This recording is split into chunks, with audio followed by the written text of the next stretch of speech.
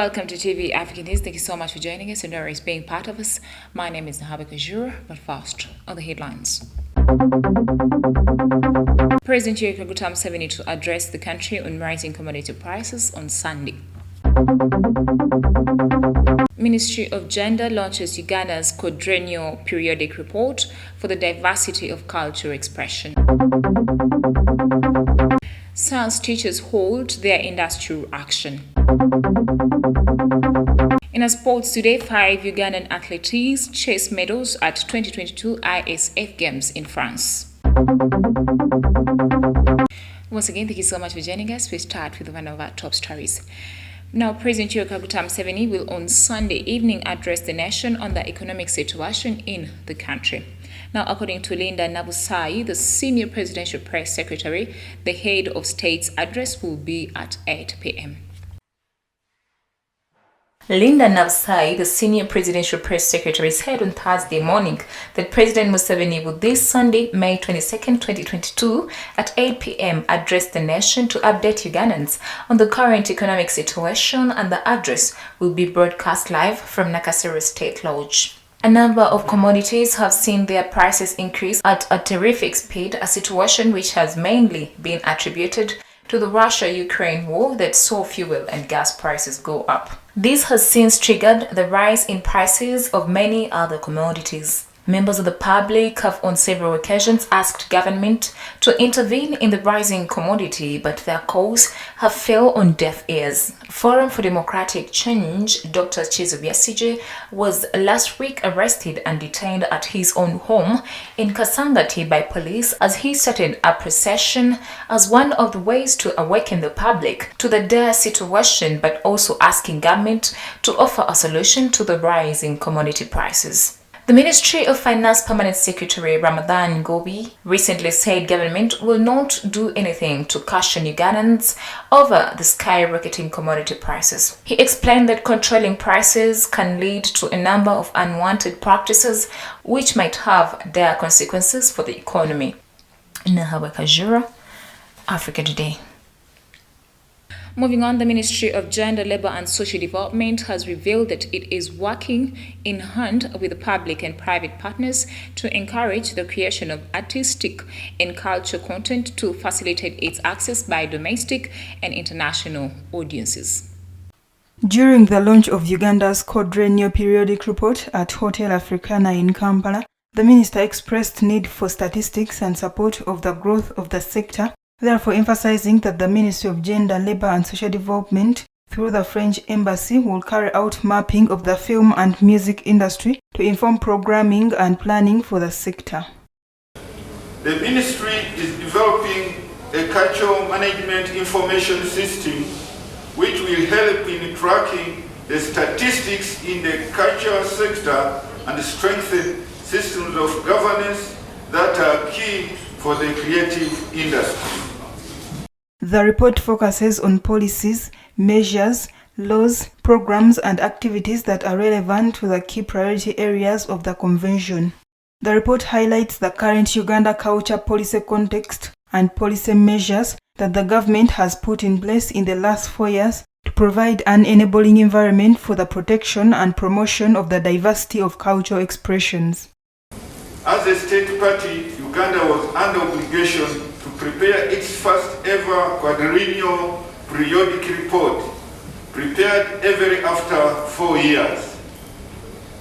The report is expected to highlight all the policy measures that government and other civil society organizations put in place to provide an enabling environment for the protection and the promotion of the diversity of cultural expressions. The report also highlights on measures and policies to support the provision of enabling environment for enjoyment of culture as a basic fundamental human right, which is enshrined in the 1995 Constitution of the Republic of Uganda. Moving on, in our top stories, science teachers under their umbrella, the Uganda Professional Science Teachers Union, have halted their industrial action up to 13th June 2022 to allow government to resolve their grievances fully, as discussions in the triggered are still ongoing in the cabinet. Now, this was revealed by Mugaiga Aaron, the Secretary General of the union, while addressing the media at the Uganda Media Center in Kampala. We have the report. In a meeting held on 21st April 2022, the Uganda Professional Science Teachers Union, a body that unites all science teachers in the country, resolved to go for an industrial action effective 9th May until the government meets the long-standing grievances affecting their welfare. Among the grievances raised by the union included the recognition and paying of all scientists in education institutions as the other scientists who are not medical workers, establishment of a clear compensation mechanism for science teachers and laboratory technicians who lose their lives, among others. While addressing the media at Uganda Media Center in Kampala, Mugaiga Aaron, the Secretary General of Uganda Professional Science Teachers Union, said they held several meetings with various stakeholders, government inclusive, to address the matter.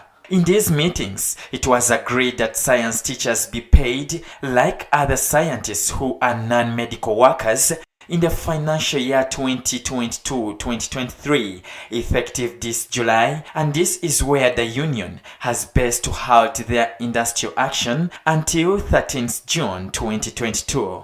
However, according to Mugaiga, this stands only if the government respects its promises, hence calling upon all their members across the country to return to work effective today, 19th May.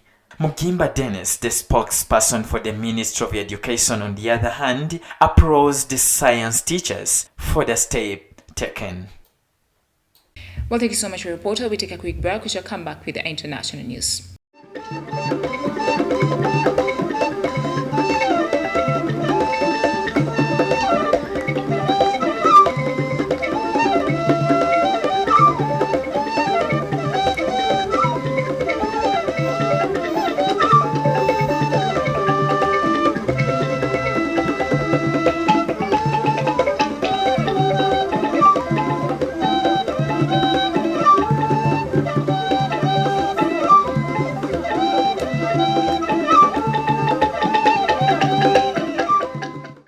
Welcome back for the break. You're still watching TV Africa, the right to know. In our international news, the Kinshasa government said on Tuesday evening that it was premature to withdraw Ugandan troops present in the DRC to fight the ADF rebel group, stressing that such a decision mentioned by Ugandan military officers during the day was up to heads of the two states. We have the report. In a tweet, the head of the Ugandan Army, General Muhoozi Kainerugaba, said that the operation launched jointly with the Congolese Army at the end of November to fight the Allied Democratic Forces rebels was to last 6 months and would therefore end on May 31st unless otherwise instructed. However, in a second message on Twitter, he then clarified that the operation will continue even for another 6 months if both Presidents Museveni and Tshisekedi decide to extend it. Ugandan Defense Minister Vincent Sempija confirmed to the media that the bilateral agreement with the DRC on this operation ends on May 31st. The Congolese Minister of Communication and Government spokesperson Peter Muyaya, during a press briefing on the situation in Ituri, recalled that the reasons that motivated the military operations between the Congolese Army and the Ugandan Army were dictated by a common threat, that of the ADF, which the two countries must fight as they fight terrorists everywhere in a joint manner and in synergy. Ituri and North Kivu are the two eastern provinces of the DRC, where the ADF, among dozens of other armed groups, are active, accused of having massacred thousands of civilians in the DRC and committed jihadist attacks in Uganda. Moving on, in international news, after the Russia-Ukraine conflict erupted, ordinary Russians were hit with the consequences of measures imposed by some Western nations. Now, at the time of a global economy, the negative effects of some of these sanctions further convince Zimbabwean activists on the debatable legal basis of sanctions. According to Calvan Chisunge, chairperson of the Zimbabwean anti-sanctions lobby group Broad Alliance Against Sanctions, the fact that the US on its singular sitting decided to impose sanctions on Zimbabwe without the approval of the United Nations makes the sanctions illegal. Calvan added that the renewal of sanctions, which are put as a measure to disseminate people from the government, is a way the ordinary citizens be in a position to fight the government for the purpose of a regime change agenda. The American Zidera law condemned Zimbabwe Democracy and Economic Recovery Act passed in 2001 and amended in 2018 forbids, amongst other sanctions, global lenders from working with Zimbabwe. The US Congress first voted to sanction Zimbabwe under President Mugabe, citing a land reform program aimed at repossessing land from minority white farmers for redistribution to landless, indigenous Zimbabweans. Since then, the sanctions have had far-reaching effects on the country's economy. Moving on, in international news, on Wednesday, the verdict in trial of the Dhaka mayor, Bethlehemi Dias, was postponed. Now, the 46-year-old, who is one of the main opposition figures, hoped to learn his fate, but the third criminal court set its ruling date on September 21st. Dias is being tried on appeal for his alleged link to a 2011 shooting which took place in the city hall of Mamazos Kerekoa, where he was mayor. The armed clash resulted in the death of Senegalese wrestler Diego Diouf. The now Dhaka mayor, along with a dozen other defendants, was tried in 2017 and sentenced to 2 years in jail. However, he has continuously rejected the accusation of aggravated assault, claiming he was in self-defense. Bethlehemi Dias returned to court early May and the public prosecutor requested 5 years in prison. If confirmed, this sentence would interrupt Mr. Dias's political ascension. Dias is a close ally of political leader Osamane Sonko. Both men are members of coalition opposing Macky Sall's ruling party. The news of the verdict postponement comes as the country gets ready for parliamentary election campaigns. Senegalese voters will head to the polls on January 31st. Away from that, Niger's president has said that Mali's withdrawal from the G5 Sahel, a multinational force created to fight Islamist militants, will mark the end of the alliance. Now, President Mohamed Bazoum made the remarks in an interview with French daily La Croix. Bazoum said that Mali's isolation was undermining the fight against insurgents. Bamako this week announced that it was quitting the G5 Sahel after being blocked from assuming the group's protecting presidency.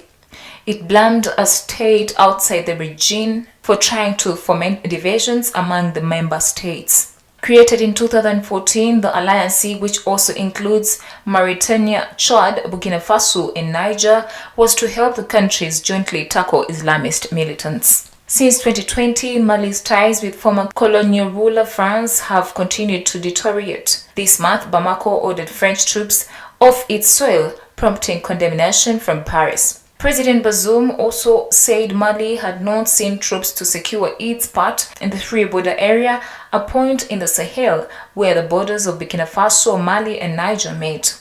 He said the territory had been taken over by Islamic State fighters. On Tuesday, Mali said it had averted a coup attempt on the transitional government. Africa Today takes a quick break. We shall come back with business, health, and sports.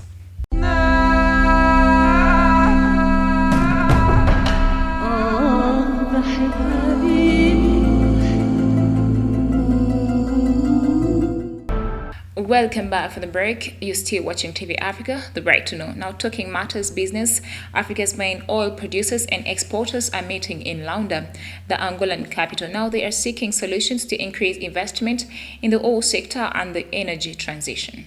According to Omar Ibrahim, Secretary General of the African Petroleum Producers Organization, a lot of things have been happening in the world today to make them believe that they are not serious about energy transition, because when the national interest security, the energy security, is threatened, they forget any transition and they come asking for more oil and gas and even coal. The lack of investment in Africa's oil and gas sector over the past few years has led to a sharp decline in production. With the sanctions on Russian energy, OPEC and its allies have set a target to meet a larger share of the global market. In March, Angola and Nigeria, according to OPEC data, counted for almost half of the deficit in oil supply to the global market. Mele Kyari, managing director of Nigeria's National Petroleum Corporation, said that there is doubt that the political tension between Russia and Ukraine has caused supply disruptions in the markets, and therefore there is a shortage of supply in the market, but it doesn't affect Nigeria because they have a high grade of crude oil that is always required by the market for blending to other crude oil productions in the world.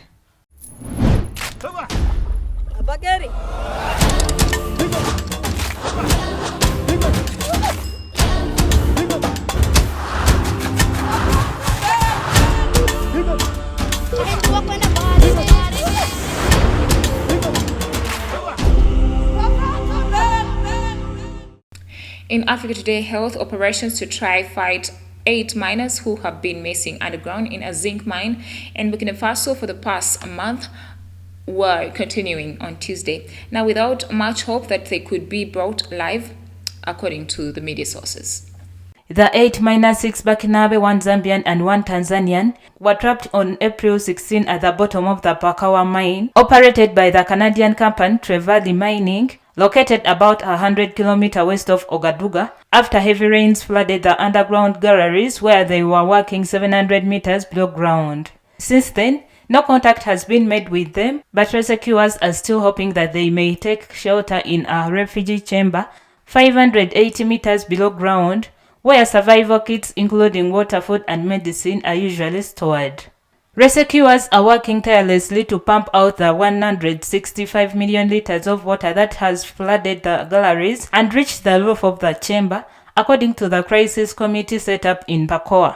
Jean-Alphonse Some, Minister of Mines, believes that rescue workers are in the final stages of pumping, and in the next few hours, at any time, it will be possible to look inside the refugee chamber to see if the miners are indeed inside. Anthony Bama, a relative of one of the missing miners, told the media that he remained hopeful that their brothers, husbands and fathers will be found alive.